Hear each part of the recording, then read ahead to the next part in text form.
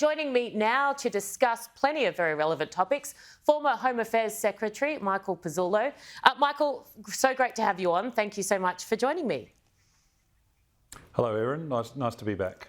Now, you've been a little bit busy lately. In fact, you've written a couple of very strong pieces responding to some other pieces that were fairly critical of elements of AUKUS.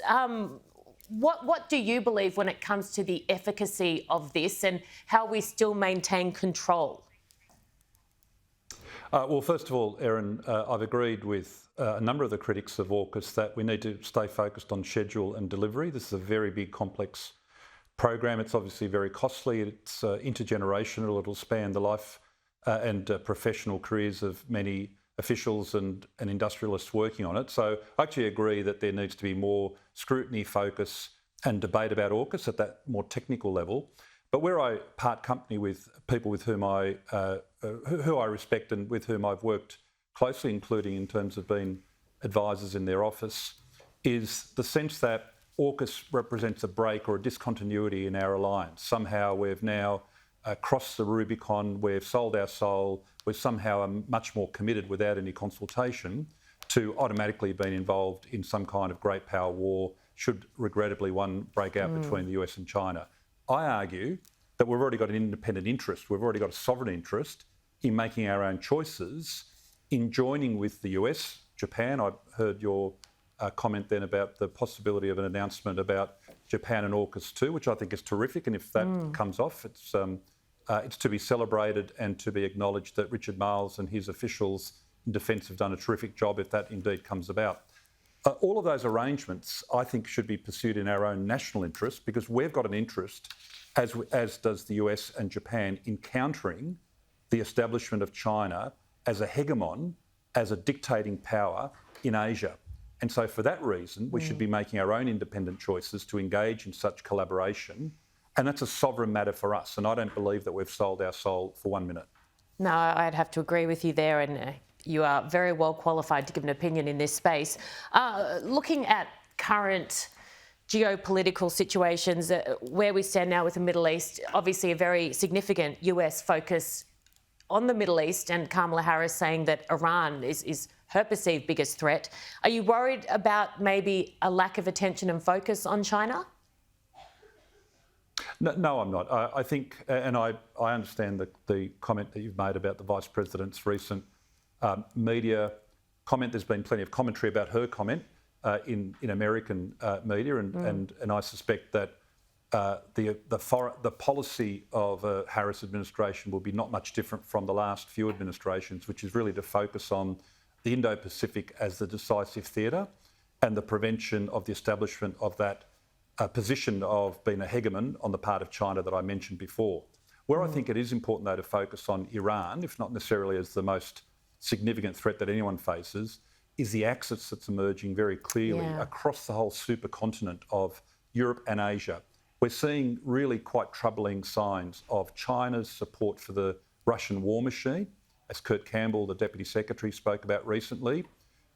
Really concerning reports just this week from Ukrainian official sources that North Korean engineers have been found, in fact some have been killed, in the combat in Ukraine. Iran's been supplying Russia with drones. Both China and Russia are almost certainly supporting Iran in terms of its ongoing struggle with Israel. And of course, North Korea's got the potential to also attack in South Korea. I think the Americans are very focused on that entire ring of fire, if you like, of strategic fire, from Russia and Ukraine through the Middle East, through not forgetting the prospect of conflict between China and India, and then coming up through the South China Sea all the way up to Japan. The Americans are capable and they have the bandwidth to focus on multiple theatres, but they also know how to prioritise. And I've got no doubt that the focus in Washington for many years to come will be China. Okay, let's stay with Iran for the time being. And it's obvious that the IDF, they've undoubtedly weakened the proxy Hezbollah, decimated the leadership, so to speak. Do you think Benjamin Netanyahu will target nuclear sites of the Islamic regime there? Look, it's hard to say, and there's a lot of speculation, and Defence Minister Gallant just in the last couple of days has talked about a decisive and impactful strike about to come, saying that we will punish anyone who attacks us. So clearly something is brewing. There's also reports of the engagement between the President and Prime Minister Netanyahu in relation to calibrating and being proportionate and proportional in response. I think at a strategic level, there is no question that Iran is the spoiler in the Middle East. Until the horrific attack by Hamas on the 7th of October, and we shouldn't forget just how many Israelis died, and of course there's been just tragic scenes since then, including devastation in Gaza and now, of course, in Lebanon. The spoiler, the evil connecting point that joins all of those dots is Iran. And Iran is fixated on the annihilation of Israel, its destruction, and a nuclear program is part of that. And it's in everyone's vital interest to ensure that they don't get nuclear weapons. Absolutely. Speaking of in everyone's interest, it's in everyone's interest in this country to have national security at a point where people understand the threat. One of the things that my dad, Major General Jim Mullen, used to speak about a lot, and I know with you directly as well, was our lack of fuel security, which people often don't realise is part of national security. Less than 30 days, say Israel attack Iran's oil, it just reiterates the fact that we do not have oil security, fuel security in this country. How do we change that? Well, I came on this program, and thanks for inviting me back in May. That time has flown very quickly, Erin. And we spoke about both your father's legacy in terms of national security planning and the work that he was doing towards the end of his life and cut far too short on national security planning and mobilisation planning. And fuel was, of course, a critical element of that. At the time, you might recall, I'd also published a piece that talked about reviving civil defence planning across fuel and other essential supplies.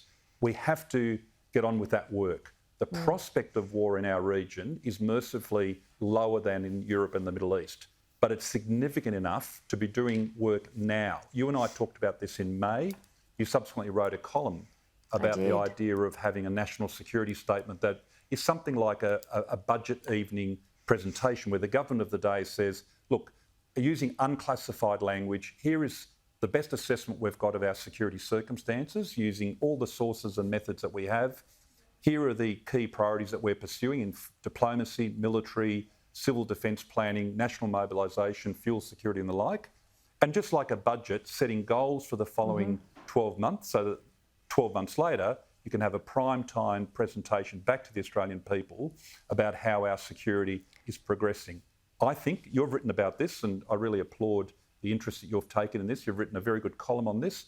I think that the security and safety of the nation is as important as the economy. We treat the economy seriously with an annual prime time address with comprehensive statements and then updates through the year. We should do the same with security. And yes, fuel is very high up there. Whether we need 30 days or 40 days, it's certainly in that range. And fuel, along with a number of other essential commodities and infrastructure services, have to be secured. And that work needed to start yesterday. Yeah, agree. Clearly, entirely. We're both very much on the same page. I put that to Peter Dutton last week, tried to get a kind of election promise out of him, and he wasn't too keen on promising millions or billions of dollars on the spot, but his response was very, very promising.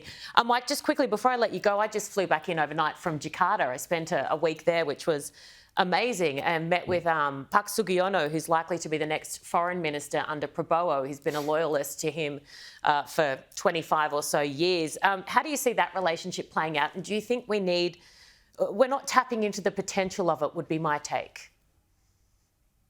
I think, and applause to this government building on previous efforts to have a Southeast Asia focus. I think that's terribly important. We should be pursuing relationships, people to people, trade, investment, business, language training, which has fallen off dramatically in this country, independently of these geopolitical dynamics. It's our home. So, of course, we should have a close, warm, productive relationship with Indonesia. Of course, the Prime Minister is at the ASEAN and East Asia meetings just this week. Absolutely important that we pursue that agenda. What makes Indonesia different is its size, Erin, and there's unfinished business there in terms of how we work together to secure each other. Yeah, really well said. I'll give you one place where the language training is going very well. My big sister Sarah is the Indonesian high school teacher at Swan Hill College in Outback Victoria. So they know the importance of this relationship. Michael Pezzullo, you are brilliant. Thank you so much. I know how valuable your time is and really appreciate you coming on the show. Thank you, Erin.